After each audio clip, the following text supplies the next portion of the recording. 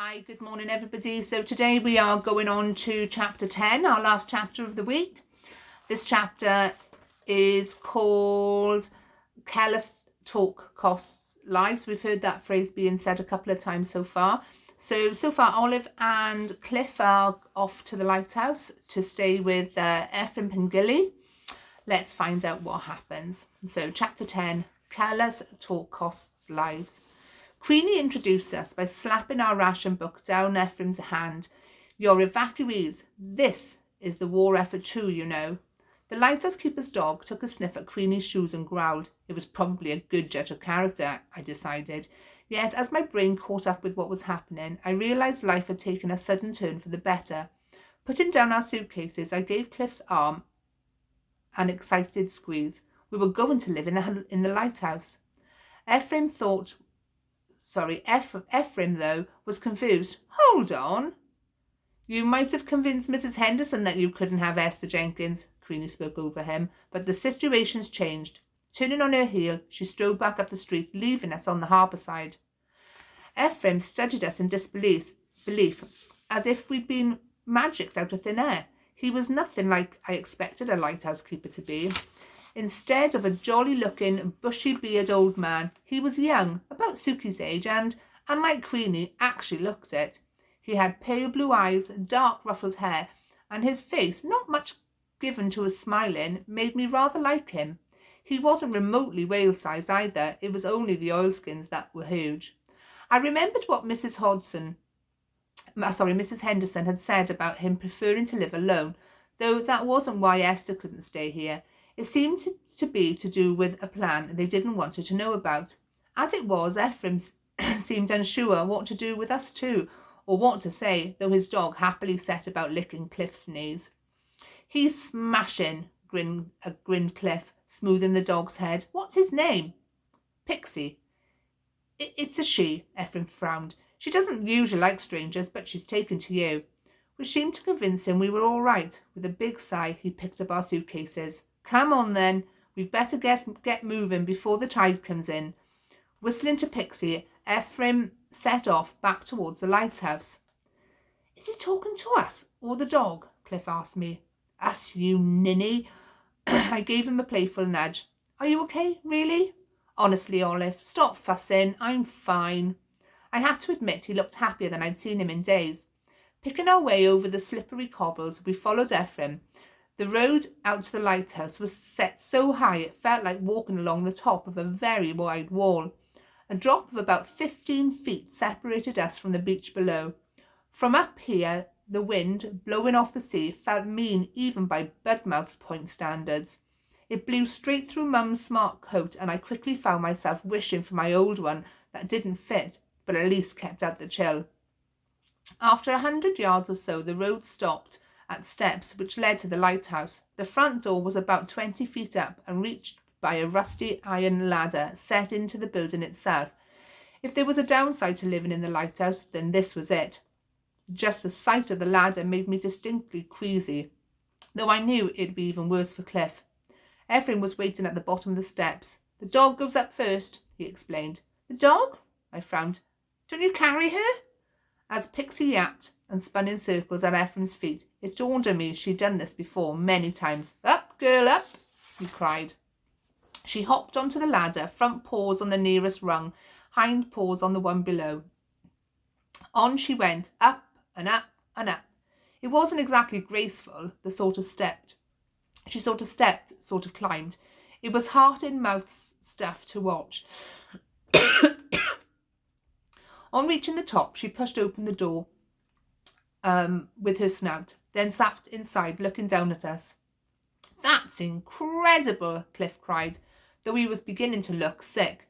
"Amazing," I agreed, forcing myself to smile. Next, it was the suitcase's turns. Hoisting mine on its shoulder, Ephraim went up the ladder. Just watching made my mouth go dry. Pushing my case inside the front door, he came back down for Cliff's. "Once I'm at the top, you follow. Got it?" he said to me, settling the second suitcase on his shoulder. I nodded anxiously. Cliff was jiggling his legs like he always did when he was nervous. "Deep breaths," I told him. "Be brave." He gulped. "Can I go first and get it over with?" "Oh, all right." "Come up behind me," Ephraim yelled to me. "Don't hang about." I'd noticed how the beach on the other side of us was already under water, though looking up wasn't any more comforting. From this angle, the iron ladder seemed steeper and more precarious.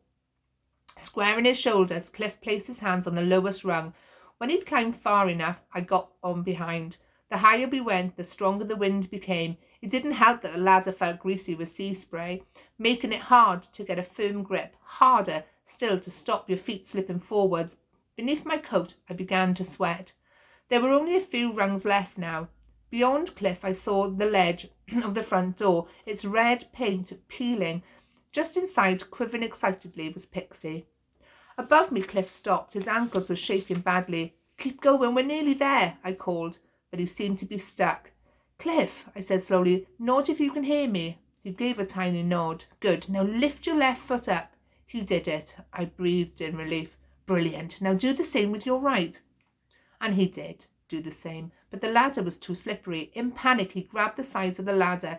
His feet kicked in the space above my head. "Find the ladder!" I screamed. "Put your feet back on the ladder."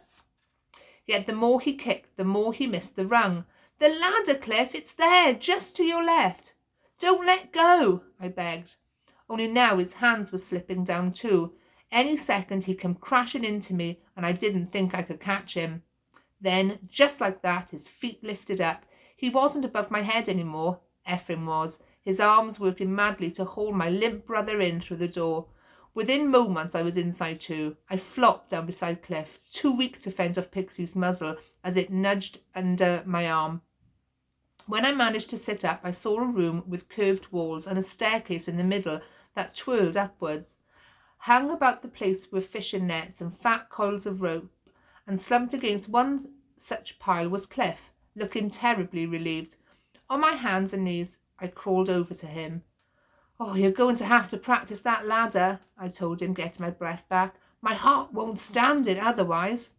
Cliff smiled, not at me, but at Ephraim, who was peeling off his wet oilskins. "You saved my life." "'Tis only a ladder," Ephraim muttered shyly. "No one's ever fallen off, not even the dog." I wasn't sure I believed him, swallowing the lump in my throat. "Well, thanks anyway." I think he blushed. "Right," he said, moving on quickly. "Let's get you both settled in." Passing us our suitcases, he hurried up the stairs. My legs still felt shaky. Cliff, though, bounded eagerly ahead. On the next floor, Ephraim unlatched an old-looking door. "This is where you'll sleep," Ephraim said, pushing it open. "Gosh," I gasped. Wow. It was perhaps the nicest room I'd ever seen. For one thing, there was so much light. I counted at least 6 windows, little ones, arched at the top and set deep into the walls. Everything was painted white, even the floor. On either side of the room, 2 beds hugged the curved lighthouse walls. Above each was a shelf of books, from which hung beautiful sea blue lanterns. I didn't even mind having to share the room with Cliff. The beds weren't made up, so I asked where the blankets and pillows were kept. "I'll do that after I've shown you the rest," said Ephraim, heading towards the stairs. He seemed to be in a bit of a rush. Leaving our suitcases unpacked, we followed him to the next floor, which was where Ephraim slept. The level above that was a sitting room with a kitchen. Again, it was another light-filled room with rugs on the floor and cushions on the chairs in colours that didn't match. There were saucepans hanging from hooks, plates stacked on shelves, log baskets, old newspapers, balls of wool where someone had been knitting what looked like socks. Mum would have said the place needed a jolly good tidy, but to me it was the nice kind of mess. "Where's the actual light of the lighthouse?" I asked. Ephraim pointed to the ceiling. "The control room's at the top. That's where I work." "What do you do?" "Being a lighthouse keeper, I mean." "Give guidance to ships as they pass by, look out for problems, ships in difficulty, that sort of thing. I have to record everything that happens in my logbook. Weather, traffic, who I speak to, what I see. It's the law. Oh, and I keep the equipment in good order too." It sounded an awful lot of work for one person. "Is the light on now?" Cliff wanted to know. Ephraim shook his head. "Only at night and in bad weather. There are rocks on this part of the coast that could easily snag the bottom of a boat, and the quicksands, you wouldn't want to get caught in those." Queenie told us, Cliff said enthusiastically. Has anyone ever died there? Well, Ephraim took a deep breath, not recently, which is one of the reasons why the light is so important. It was obvious how much he cared for the lighthouse. It was by far the most he'd said to us all in one go. Miss Carter says there's plans to turn off the light. But how will that help if the Germans aren't flying over in daylight? I asked, a bit baffled. Ephraim's face darkened. Oh, it's just gossip. You can't not have a lighthouse at Budmouth. It's too dangerous. I thought German bombs were pretty risky too, though judging by the look on Ephraim's face, I thought it best not to say.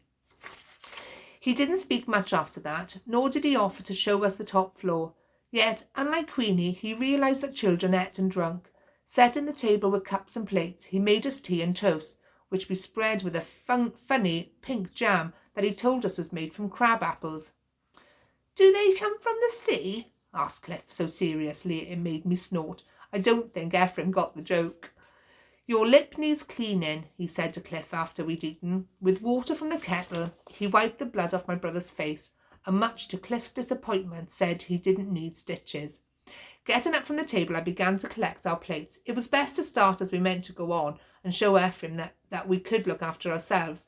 As lighthouse keeper, he had enough to do already. Ephraim leaped to his feet. Leave the dishes! Oh, I put the plates down. Shall I make up our beds then, if you show me where the blankets are? I'll do that too, he said. Confused, I sat down again. I tried to explain. At Queenie's I did her deliveries and Cliff work.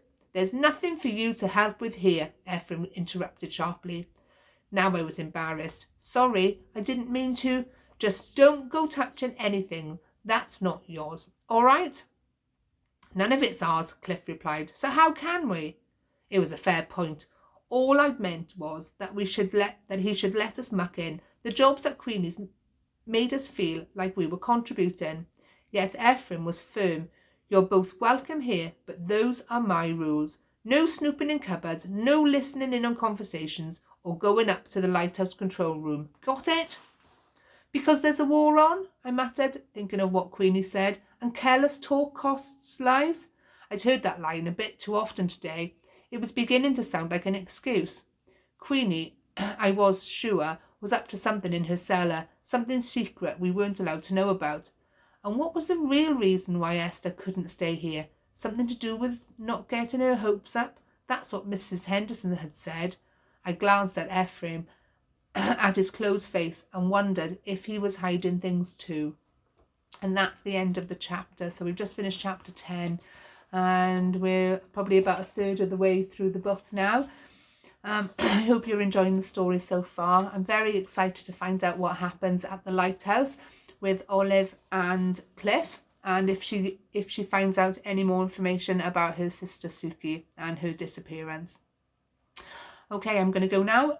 Look forward to seeing your answers on the Kahoot quiz. Well done, everybody.